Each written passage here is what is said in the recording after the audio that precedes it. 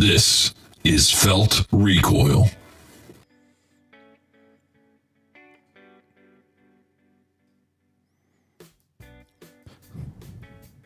Welcome to the Felt Recoil podcast. My name is Kris. This is episode number 48 of the Felt Recoil podcast.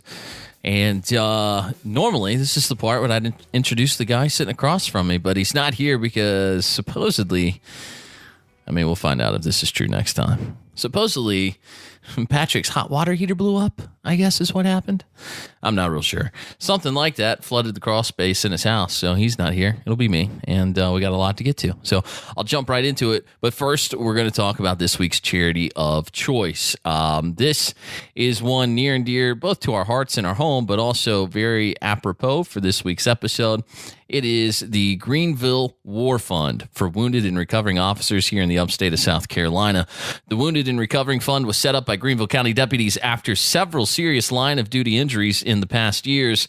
The serious injuries caused deputies to experience financial hardships after the incident due to the loss of work, secondary employment, and medical bills. Here's something I can't say it enough. Not a lot of people understand that if you're a cop and you get shot in the line of duty by some disgruntled kid who just tried to rob a convenience store and then wants to kill you, if that kid shoots you and injures you and you're out of work, well, guess what?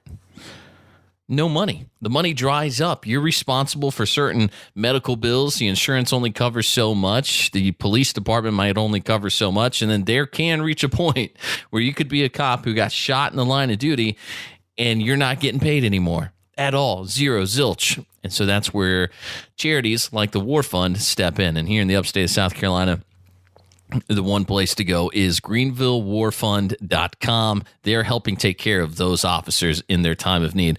They also have a charity pistol match coming up that you can participate in within the next couple of weeks if you're interested.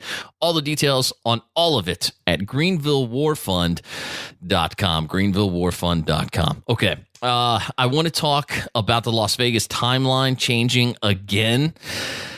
Is this the third time the timeline has changed? It's basically reverting back to the original timeline, if I understand correctly, but incompetence is flowing just severely, and not just in doing their job, which I don't understand. By the way, this Lombardo guy, if you don't know, joined forces with a liberal magazine, whatever you want to call it, is a website where I read it, so I don't know what it actually is, to be honest with you.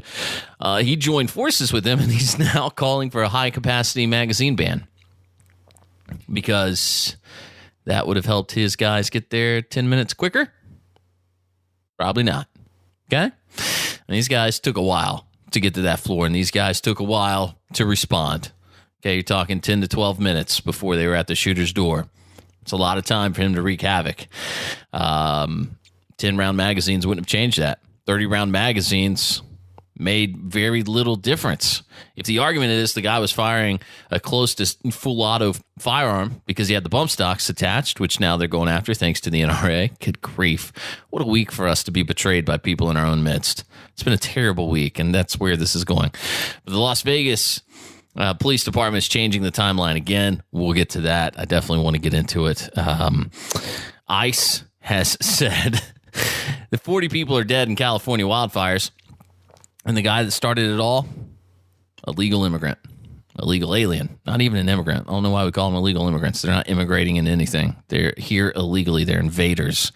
He's an invader who came across our southern border illegally and illegally lit a fire in the woods, and it's now killed more than 40 people.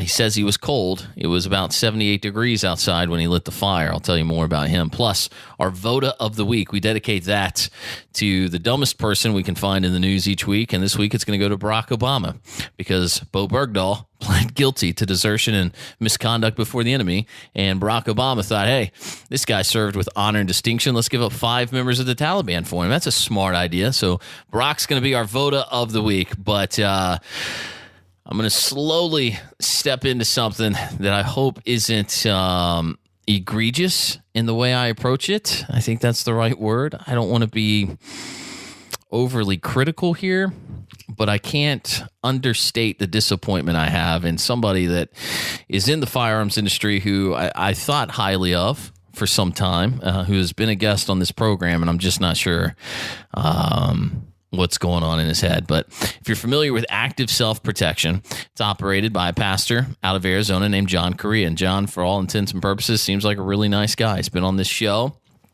I appreciate what he does. Seems like a decent human being.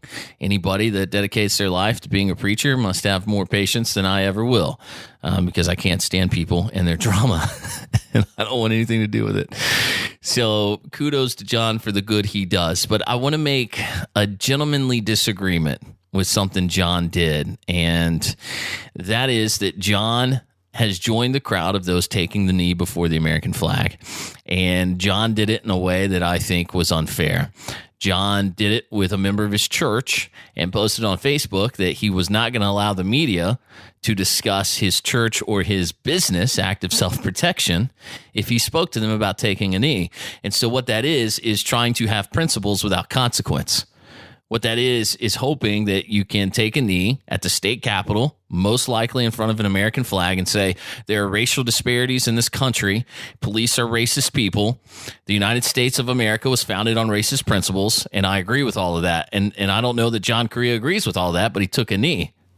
And if you take a knee, you're either in agreement with Colin Kaepernick or you're not. And Colin Kaepernick says, I took a knee because the United States is a racist country. And police here are racist, and they murder people with zero consequence. Those are Kaepernick's words. That was the idea. That's why I took a knee in the first place, was I'm going to take a knee to protest the fact that 6 Baltimore police officers, 3 of whom were black, were just acquitted of murder charges in the case of Freddie Gray, who we now know, by the way, hurt himself enough to cause fatal injury in the back of a paddy wagon, who was a career criminal, by the way, like Eric Garner. And John went with an elder from his church and took a knee. And John's justification for it is that there is systemic racism in the United States of America, but there's not. There is not systemic racism in the United States of America. I can't find it. And you don't have to go very far to figure it out. The FBI, every year, the FBI produces what's called the Uniform Crime Report. And this is basically a rundown of every arrest, every charge for crimes around the country. And we're going to look at those numbers and disprove John's point very easily. And so I'm a little lost as to how somebody who seems to have a lot of intelligence gets caught up in something so ridiculous. So ridiculous. There is no such thing as systemic racism in the United States of America. And I defy anybody to show me quantifiable evidence to the contrary. What they will show you is a bunch of people with hurt feelings who will tell you, well, my feelings were hurt because someone was rude to me, and they were only rude to me because of the color of my skin. Well, do you know that for a fact? Or are you saying that because you were taught that's the way the world works? And it's largely the latter of the two. You were taught the way the world works is that everybody hates you because of the color of your skin. And maybe that's the case, but I don't believe that translates into the United States police officers. I believe those are the most decent, good people among us. As a habit, are there bad apples in the group? You betcha. Have we all dealt with them? Yeah, we have. Absolutely. But I don't think it's fair to join the side of those like Colin Kaepernick and these spoiled 1%ers who, by the way, are only taking a knee because there's no consequence for their actions. Despite the fact that the players' guidebook in the NFL tells them they will stand at attention with their hand over their heart and their helmet in their left hand and stay quiet during the national anthem and face the flag or be fined and suspended. Well, they're not being fined or suspended. So there's no consequence to their actions. This is principle without consequence. And that's not really principle. It's just convenient. It's a fad.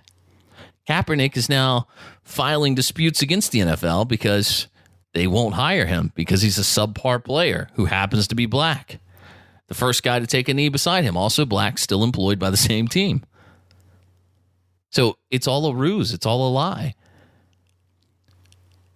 I mean, the NRA hopped in bed with Nancy Pelosi last week. And for every disgusting reason you can come up to not want to put that in your head, the NRA sided with Nancy Pelosi. Said bump fire stocks need to be more heavily regulated. And so just as we predicted and as we highlighted last week, I love saying I told you so. Here they come. And apologies to Colin Noir, but the NRA, it was not a smart political move. As much as you can play apologetics for them on Twitter, the NRA explicitly stated that they believed bump fire stocks should be regulated more heavily. And so what does that do? It opens Pandora's box. But it's also a calling card to every liberal, crazy politician out there who says, well, there you go. Even the NRA agrees. Even the NRA agrees. Have you not been paying attention to universal background checks over the last 5 years? What do they all say? 80% of gun owners agree with universal background checks, even though they don't. It's a perverted view of a scenario that doesn't exist. But here we go. We got the NRA against us.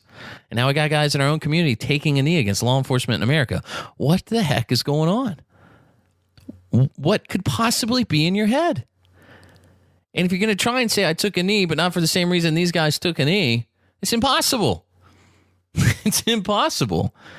You can't jump in on a fad and then go, yeah, but I wasn't in the fad for the same reason everybody else was in the fad. Well, it's a fad. It's a trend that everybody's getting involved in because they think it's cool. It's the right thing to do. It's a fad. And now you're a part of it. And you forever will be.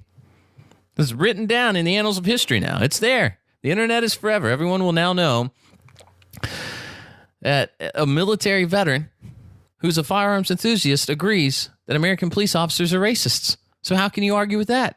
Here's a guy that's on. This is a military veteran. You're going to say you disagree with him? Yeah, you must be crazy. If you don't think that's what's happening, you're not paying attention. You're not paying attention. Here's why I'm so fed up about it. Because I understood what John was trying to do. I think he's trying to placate someone in his church. He's trying to be nice and say, okay, well, I'll go with you. I'll show support for your cause. I think he should have just respectfully told them, no, I don't believe in that. But then John doubled down on the internet, on social media, and said, no, there is systemic racism. He says that the justice system of America is racist, which means police officers, judges, and attorneys are racists. It's all skewed against black people. That's not true. The numbers don't jive with that mentality, and I'll lay it out. But I want to say this first. From NOLA.com, NOLA, New Orleans, Louisiana. This is from, what day is this? October 15th. Fans booed New Orleans Saints players who knelt before the presentation of the American flag and the singing of the national anthem Sunday at the Mercedes-Benz Superdome. The boos rained down during a moment of silence for fallen police officer Marcus McNeil, who was killed in the line of duty Friday.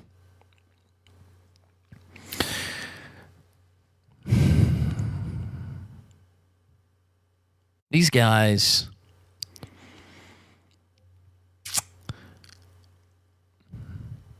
You're talking about a cop that was murdered in the line of duty in New Orleans, which means, if we play the numbers, probably while patrolling and protecting a black community. And he gets gunned down by some jackass, murdered in the line of duty. And despite the fact that he was black, by the way, which I thought this was all about, the color of skin a man wears, despite the fact he looks like the very players who took a knee during his moment of silence, they disrespect him. This is a guy who has died and left a family behind. 29 years old. Gone. And people like John Correa took a knee because this gentleman at 29 years old was a part of a supposedly racist judicial system. Get over yourselves. Get over yourselves. It's incredibly easy to disprove this. There's a thing called Google. I recommend you use it. Every year, the FBI releases their Uniform Crime Report. Okay? It's the UCR program. They track violent crime. It's composed of 4 offenses: murder, non-negligent manslaughter, rape, robbery, and aggravated assault. Okay? It can get much deeper. You can look at the statistics for total arrests by race and ethnicity for the year 2016. This is 13,049 agencies reporting. 2016 estimated population of 257,112,535.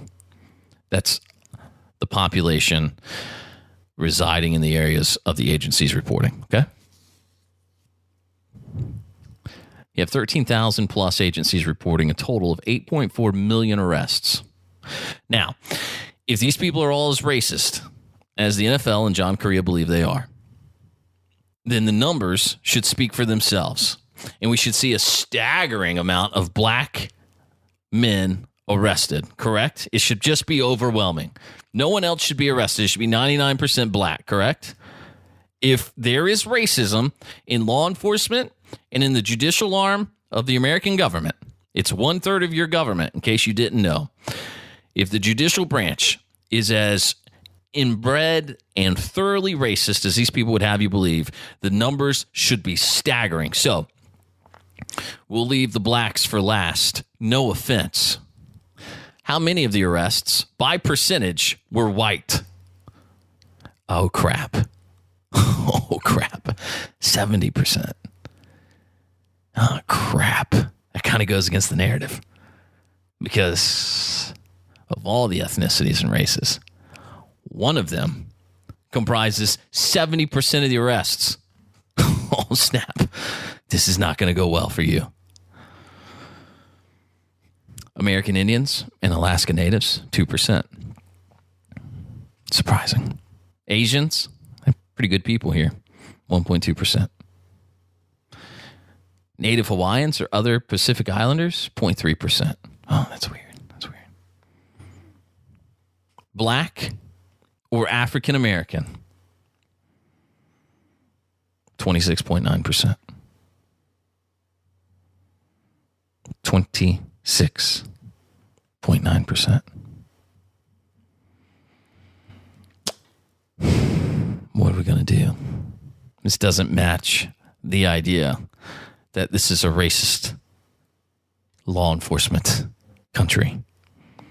It doesn't match the idea that police officers are seeking out black youth to arrest disproportionately against white youth. Oh, Kris, come on now. You can't prove that. You can't prove that. Actually, you can. Because not only are the numbers broken down by race, they're also broken down by age. It's a true story. Arrests under the age of 18. Whites, 62%. Slow down. Slow down. That means blacks, they've got to make up. Oh, 34. So again, blacks, American Indians, Asians, Native Hawaiians, it takes them to make up 1/3 of the number, all of them. And again, nearly 2/3 whites. So you tell me how in a country whose law enforcement is entirely made of racists, as the take-a-knee crowd would have you believe, how in the world do you draw the conclusion that it's systemic racism? Well, because the jails are populated by minorities. Well, the jails are also overly populated by men. So who's committing the crimes, right? As Ben Shapiro so eloquently and accurately pointed out in his debate. If we're going to say, well, black men make up this percentage of the jail population, then we have to admit, well, men make up 94% of the jail population in the United States. Is it because it's a sexist system? Or is it because men commit the crimes? It's because men commit the crimes. And as we can tell, 70% of the people arrested are white. It does nobody any favors for you to take a knee right now. All you're doing is losing your own credibility.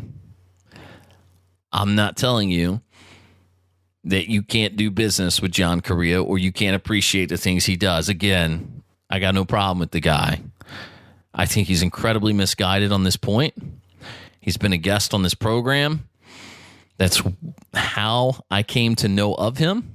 Obviously a little bit beforehand, but more in depth through having him on the show and then following his work afterwards.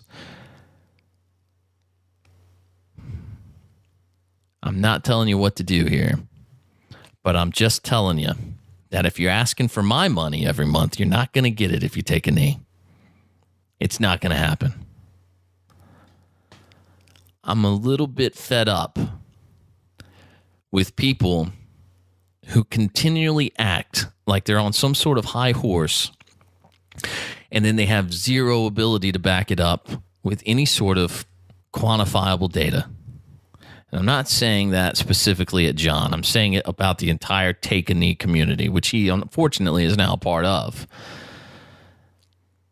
Kaepernick said when he first took the knee that the movement was being built on the premise that the American police officer was allowed to murder black men in the street and walk away scot-free.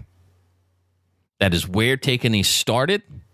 And if you're paying attention, and if you're of the slightest bit of intelligence, that's where it still is. These black men are not taking a knee to protest violence because they took a knee during a memorial moment for a black police officer. At which point, by the way, I take umbrage with the fact that nobody around him slapped him straight in the mouth and told him to stand up. Show some respect. I think the New Orleans Police Department, as our friend Jason suggested on Facebook, should now boycott any New Orleans Saints games. Provide zero security for them. Let them have themselves and let them have their communities. You got a problem with the police? Do it yourself. You want to see how that works out? Head to Detroit. Residents in Detroit, did you know, now hire private security because the police don't come anymore. So is that what you want? Because you can have it. You can have it. I like the police. I won't take a knee. I don't believe that racism is systematically ingrained in law enforcement in America, as these people do. And I'm incredibly offended that our people in our camp are taking a knee. I'm incredibly offended by that. You should be too. That should be corrected and apologized for. But it won't. It won't. Because you get to hide behind the veil of racism and you get to disconnect your business and your church. It's principle without consequence. I was thinking last week about telling this story, and I think I will now, admitting the risk of sounding melodramatic, but I remember being in Warner Robins, Georgia, and I worked for a company called Georgia Eagle Media, and a guy named Cecil Staton was a local politician. He was a state senator in Georgia who hilariously got caught posing as a woman. It was a big mess, but if you're bored, you can Google Cecil Staton, Beth Merkelson, and read how this guy basically got busted. He says he didn't do it, but all arrows point to him. Got busted posing as a woman and emailing people inside of his district about corruption in the state capitol. Cecil was trying to seize power, and he was going to manipulate people within his district by sending out these fake emails. And he named the character Beth Merkelson. Well, someone set a trap and found out that Beth and Cecil shared a BlackBerry. So it is what it is. The town of Warner Robins, Georgia, where Cecil's media conglomerate was. He had a radio station that I worked for. He had a TV station that I also kind of worked for. And then he had a newspaper that was defunct pretty soon after I got there. I never worked for it. I wrote a couple of columns, and I guess maybe it paid my bills. I don't really know. But I worked for a company, and that's everything they owned, and I contributed in slight ways to each one. But Cecil had an advertiser named Wayne Lowe, and Wayne Lowe was in the ear of the mayor named Chuck Shaheen. And Chuck Shaheen would do Wayne Lowe's bidding. So much so that Chuck Shaheen would hold private meetings with people based on the grievances they would bring up at city council meetings. And he would, and this is on tape. This isn't like I'm making things up. This is legit. He told a woman once at a meeting that Wayne Lowe and I would like to sit and talk to you about that. Well, Wayne Lowe was a car dealer. Okay, he wasn't any elected official of any sort, but he spent a heck of a lot of money in town. In fact, he was the largest advertiser with the radio station and the television station where I work. And I have emails that I'd be glad to share with you where when I would question why Wayne Lowe had so much pull on the mayor, I would get emails from the bosses saying, stop talking about Wayne Lowe. You're costing us money. I didn't stop talking about Wayne Lowe, and I got suspended, and I was ultimately fired. Okay? And I have emails and recorded conversations that back it all up. I was told by Cecil to choose where my loyalty was, and I reminded him in a taped conversation that I told him when I was hired that if Cecil State wanted to make it legal to kick puppies on Sundays, I was going to badmouth him on his own radio station. He had to live with it and deal with it if he was going to hire me to work there, and he hired me. So I saw it as I'm going to do what I do, and maybe young and naive and maybe a little bit, what's the word? I can't think of it, but, I had these big ideas that I would fight for the truth, and the only thing that would matter would be the truth, and I would go out there and say the truth, and I tried, and I got fired, and that was okay because I didn't want to work there anymore because I couldn't stand the environment. A lot of the people in that town were married to the idea that if the good old boys ran it, everything would be okay, and you shouldn't tip the apple cart at all, and you shouldn't call people on the carpet for their misdeeds, and you should be fine living in a town that had absolutely nothing to offer anyone except those with a little bit of power. I didn't buy into that. So I was glad to be fired. I was glad to go. I left there and came back home to Greenville, South Carolina. The point I'm making to you is I know what it's like to have a principle, to stand on it and face consequences. I know what it's like, as we discussed not so long ago, to see a guy make the news for committing suicide and be celebrated, and then to actually look into it and realize he was, by all accounts, trying to murder his family. And then get backlash from your own immediate family over making those statements publicly. But to me, again, maybe naive, there's truth and there's what everyone else might think about something. But somebody's got to be willing to stand up and go, hey, wait a second. Trey was trying to get into a church with a shotgun. Why was he trying to get into the church? Why did they have to lock him out? Why did the church have a restraining order against Trey Pennington? What is going on? It wasn't like a passionate, life is over for me, let me gloriously shoot myself with this shotgun. It was a guy trying to break into a church. By all accounts, you'd be hard-pressed to convince me otherwise, trying to break into a church to hurt innocent people. When he got surrounded by police, he turned the gun on himself. That's what happened. And then they wanted to deify the guy. It didn't work out for him, by the way. People kind of started catching on. But in the moment, as some of us were attempting to stay rational and objective and look at it, those of us writing things in print and saying, hey, that's not right, we were feeling the heat. I've been called a liar on public radio before. And despite my attempts, not been given the ability to come on and rectify the situation. When a local news talk guy named Russ Castle said that the whack jobs in Aurora, Colorado got what they deserved for seeing Batman at midnight, a whack job in a theater full of other whack jobs went in and shot a bunch of people. When I started emailing his advertisers and his bosses, he went on the air and called me a liar. He was feeling the heat. So I've been disparaged publicly for standing behind things, and maybe they're not always right. Maybe maybe the beliefs I have, maybe I'm wrong. Of course I'm wrong. I'm sure I am. But you don't do a podcast because you think you are. You do a podcast because you want to pontificate on the things you think you're right about that maybe nobody else has heard of. So maybe that's just the way I'm wired, but that's how it sits with me is I want to tell people this is where I think you're wrong and this is where I think things are going wrong. But I also want to say here's how we correct it. There's no love lost from me for anyone, John Correa, the NFL guys, whomever, that takes a knee and refuses to accept the consequences. So I was a little bit bothered that John said, I want my church and my business left out of your article that the local news guy wrote. And John says that publicly. You can go look on his Facebook page. I'm not misconstruing anything. That's what he says. He wanted that stuff left out because he would probably tell you, well, I didn't want to drag them into it. It doesn't have anything to do with them. It's me personally. Yeah, but you're a pastor who has a pretty reputable YouTube channel. Those things are you, and you are those things. You don't get to go out and take a knee and call American law enforcement officers racist. He did not, but that's what take a knee means, in my opinion.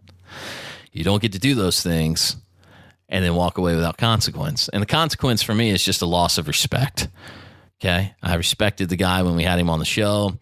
He's free to come back on and tell me where I'm wrong, and it would be a gentleman's disagreement. But in the same week of having the NRA sell us out, in the same week of having politicians come after us and say, well, now your triggers are on the table for being banned, any sort of enhancement that helps your gun fire faster is now, I mean, it's in their targets, man. They're coming after you. Just feels like everybody's stepping on our toes, and I kind of want to just push them back a little bit and say, hold on now, hold on. We've had enough. Stop it. That's my piece about Take a Knee. Final thought. I don't mean it to be disparaging or trying to berate John Correa personally, but I am deeply, deeply disappointed with that action. And I take it harder because I'd let him get up on a pedestal in my head. And maybe that was wrong because we're all human and we're all prone to error. But that is a big, big, big, massive mistake in my mind. And I think that's a scourge on his reputation. He did not get it easy on his Facebook feed. And he's not going to get easy here just because I like what he does. But it's off my chest, and I wanted to say it because he'd been here, and he's tying himself up with these guys who are being disrespectful during memorials for fallen and murdered police officers, and that's just unacceptable. It's beyond unacceptable. It's deplorable, and I think he needs to change that. And I do. I think a public, not to me, doesn't need to apologize to me, but he needs to apologize for taking the knee, and he needs to correct the behavior of the people in his church who are spreading this kind of stuff. But that's just my opinion. I'm not a pastor, as I said at the beginning, for the reason being, I don't want to deal with people. I can't. I can't. All right. There it is, abc15.com if you want to see the story of John. Army, Navy veterans kneel outside of Arizona Capitol in stance against racial injustices. Unreal. All right. Just disappointing. Okay, moving along. I want to share an email with you, and I'd like for you to weigh in as well. You can find me on Twitter at Felt Recoil Show. You can also find us really on all social media, Felt Recoil Show. But you can email me directly, Kris, K-R-I-S, at feltrecoilshow.com, Kris at feltrecoilshow.com, and share your thoughts. This came to us from Mike. I don't know that I know where Mike is from. I want to say Texas. Hold on. He attached his website, MikeOnGunSafety.com, MikeOnGunSafety.com.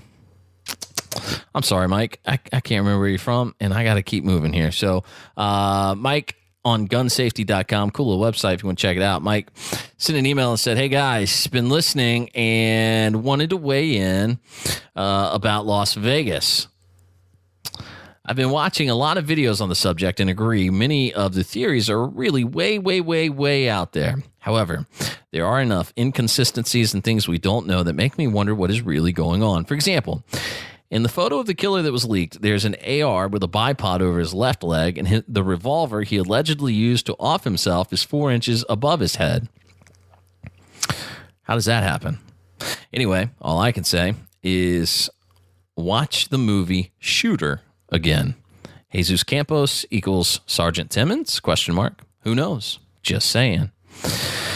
Also, I'm with you on the public hanging thing, and I totally agree. If anyone were to ever do that to one of my girls, well, time to kill. In reference to, we got to do something about this rape that we're seeing of young girls and children in general across the United States. And I said in a previous program, I think we bring back public hangings and we make it known. You mess with kids, this is what happens to you. I'm all for it. Mike, thanks for the email. And I'm going to try and respond here. I don't know how that happens with the layout of the guns. I've never been on a crime scene to see what happens when somebody shoots themselves through the head, through the mouth. I don't know how he went out, and I really don't care too much. I'm not dismissing your email. I just don't care how the guy killed himself. I'm actually most upset that he was allowed to off himself. I think the cops should be allowed to do it because we need more stories like that. But I'm very in line with you here on the fact that the story keeps changing. Get your tinfoil hat on with me real fast. And I'm going to tell you something I developed last week that I think might make you go, interesting. So it took SWAT 10 to 12 minutes to get to the shooter's room. Jesus Campos was there as the man had started firing on the crowd. Okay? And these walls must be legit because Jesus was on Ellen. And if you don't mind, let's give Jesus a couple of minutes here to tell his story, okay? Literally, let's give him 2 minutes. I want you to listen to what he had to say, and then we'll weigh in.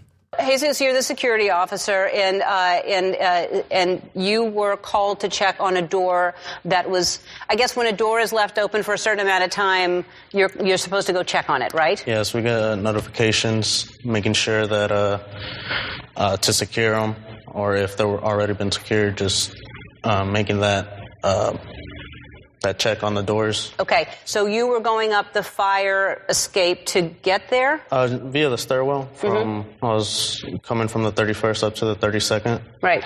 When I approached the door, it didn't open, and it was blocked off, so I had to reroute. Is that a normal thing, that the door at the fire escape, or the stairwell would be blocked off? No, they're always supposed to remain open. Right. And so after I would drop down and then came back through the hallway, and then I approached the room, got into the door. There was a metal bracket holding the door in place. When I was in between that area, I was calling security dispatch to get transferred to engineering. They didn't know anything about it, so they dispatched an engineer to go verify what that was. And at that time, I heard what I assumed it was drilling sounds. And I believe that they were in the area working somehow. As that door's closing and it's so heavy, it'll slam. I'm walking down this way, and I believe that's what caught the shooter's attention. As I was walking down, I heard rapid fire, and at first I took cover. I felt a burning sensation. I went to go lift my pant leg up, and I saw the blood. That's when I called it in on my radio that shots have been fired. And I was going to say that I was hit, but I got all over my cell phone just to clear that radio traffic for they can coordinate the rest of the call. All right. So, again, the walls must be legitimate, like really thick, because here you have somebody opening fire with what we now know was AKs and .308 rounds, so 30 caliber rifles. They don't sound like drills. The engineer that was on Ellen with him said he thought someone was jackhammering. I don't understand how you're doing that on the 32nd floor, but okay, sure. But again, odd, yes, but I wasn't there, so maybe normal for such a perilous situation. Don't know. Never been involved in it. What is interesting is now, according to CNN, the Las Vegas police have revised the timeline again, saying the shooter shot the security guard, Jesus Campos, around the same time he began firing on the crowd, not 6 minutes earlier, as they previously said.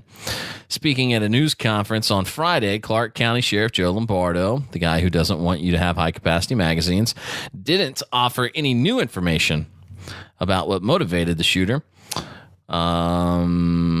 He said the number of wounded and injured is now 546, with 45 people still hospitalized, and that an autopsy was performed, and the medical examiner's visual inspection found no abnormalities on the shooter's brain.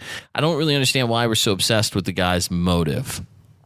Let's not be obsessed with the motive. Let's be obsessed with our response time and our overall response to this situation. However, here's where you need your tinfoil hat. So they've had to change their timeline several times, which is absurd.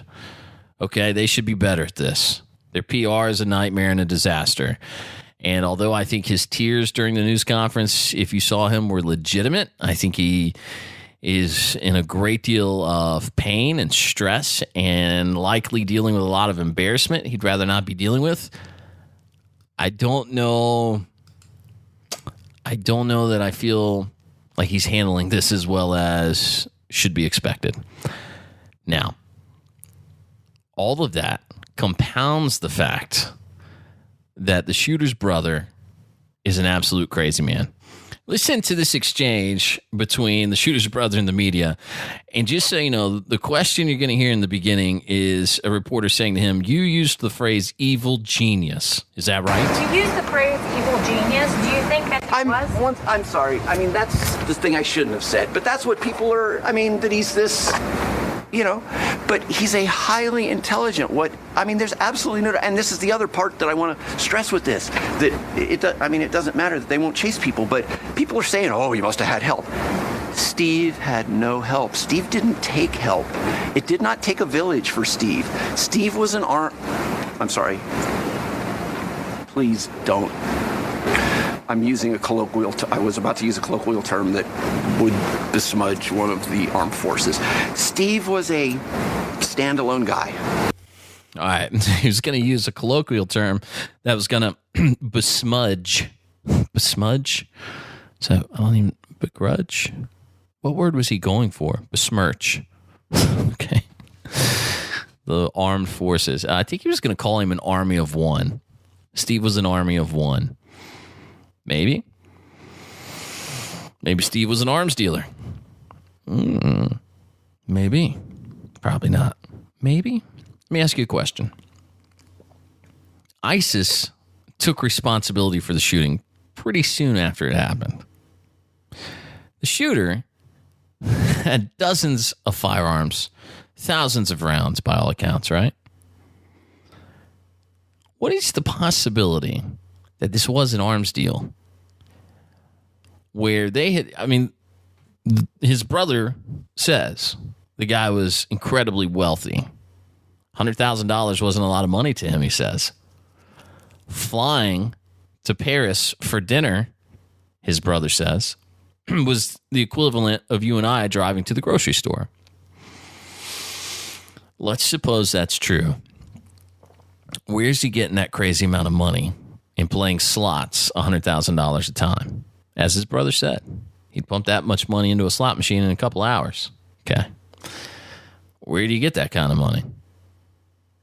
Gun running, arms trafficking, 2 terrorists. What is to say that what actually happened was not ISIS showing up for supposed arms deal, shooting the dealer, i.e., quote unquote, the shooter, and then using the weapons to wreak havoc down on the general public, and then escaping before law enforcement arrived?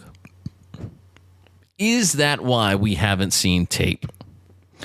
Is that why they were so confused about when he checked in? Is that why the timeline has been adjusted multiple times?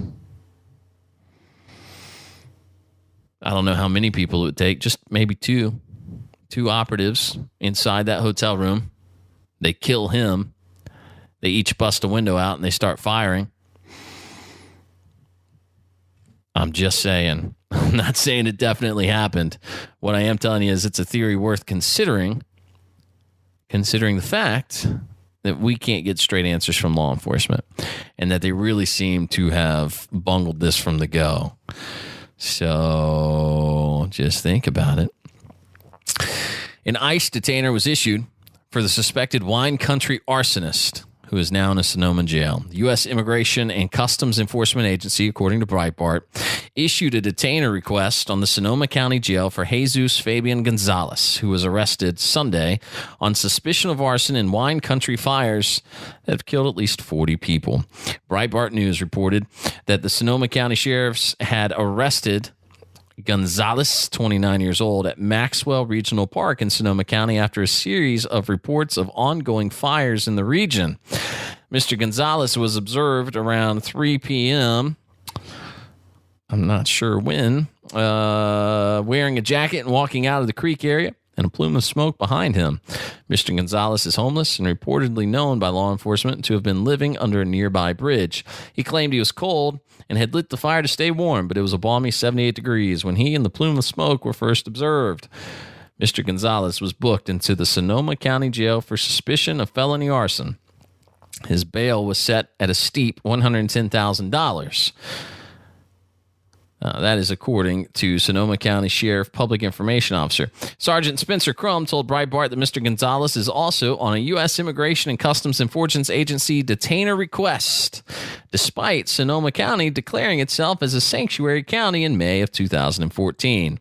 The county only cooperates with ICE holds if the prisoner has been convicted of a felony or any misdemeanor offense that falls within the Trust Act within the last 5 years. The ACLU, by the way, believes detainers are a violation of unreasonable search and seizures found under the Fourth Amendment.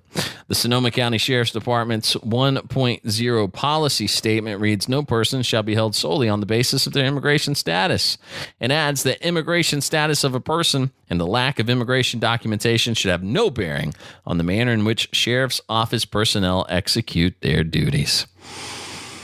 According to ICE documents, Sonoma County declined 491 detainer requests in 2014 and 15. During the 2017 period from January 28th to February 3rd, when President Donald Trump issued his immigration executive order to require all federal, state, and local governments to comply with ICE detainers, Sonoma County still denied detainers. The fires have killed dozens, 172 are still missing, and 102,000 residents have been dislocated. So we know that this county is protecting nearly 500 illegal immigrants, and we know that just the one has killed more than 40 people. How many more innocent people have to die before Sonoma County wakes up? How many more? Because every one of them is on you. Every one of them. Okay? Isn't it? It's just so strange. It's so strange.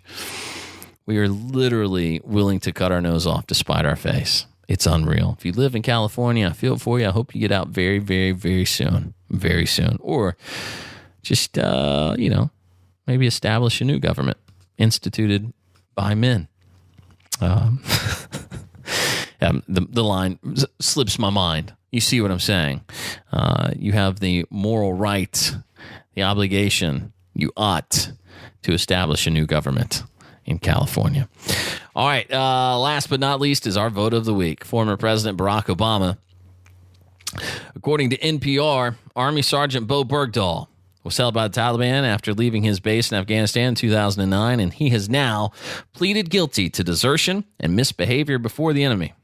Bergdahl was freed in 2014 in exchange for 5 Taliban detainees, all on the orders of President Barack Obama. He's now pleaded guilty and he faces life in prison. That's just too kind. It's too kind of a punishment. 6 soldiers lost their life searching for Bergdahl. 6 lives lost looking for a deserter that Obama and his minions said served with honor and distinction, who has now pleaded guilty to desertion. Barack Obama, our vote of the week. All right, you can find more information on Felt Recall at feltrecallshow.com.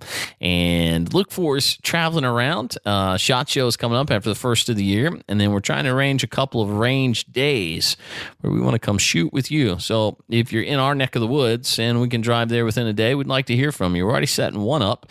We're going to try and get more going. Come say hello in person. Just shoot me an email, Kris, K-R-I-S, at feltrecallshow.com. You can also just click over to feltrecallshow.com and click Contact Us, and the email box will populate and you send it on over. We'll see you next time for more of the Felt Recall Podcast.